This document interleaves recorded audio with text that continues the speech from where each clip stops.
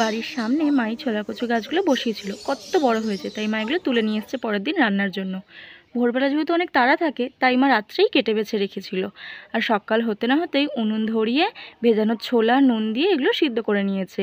তার জন্য একটা নারকল কুড়িয়ে নিয়েছি। হয়ে গেছে, আবার তেল দিচ্ছি। 5 ফোড়ন, শুকনো লঙ্কা, তেজপাতা ফোড়ন দিয়েছি। আদা বাটা, কাঁচা লঙ্কা বাটা দিলাম, টমেটো দিলাম, 1 চামচ নুন দিলাম, 2 চামচ জিরের গুঁড়ো দিলাম, হলুদ গুঁড়ো দিলাম, নারকেল কোড়াটা দিলাম। দিয়ে ভালো করে কষিয়ে নিতে হবে। ছোলার কচুটা সিদ্ধ করাটা কড়াই দিয়ে মশলার সঙ্গে নেড়ে নিতে হবে। 2 চামচি চিনি দিলাম, দিয়ে ভালো করে কষাতে হবে। তো খুব ঘন ঘন বারবার নাড়তে হবে। জল একেবারে শুকিয়ে গেল। ধনে আর জিরে ভাজার গুঁড়োটা দিয়ে দিলাম, একটু গরম মশলা দিয়ে দিলাম। আমাদের চ্যানেলটা যদি ভালো লাগে লাইক, কমেন্ট, শেয়ার, সাবস্ক্রাইব করে দেবেন। নামাবার সময় একটু ঘি দিয়ে নামিয়ে দিলাম।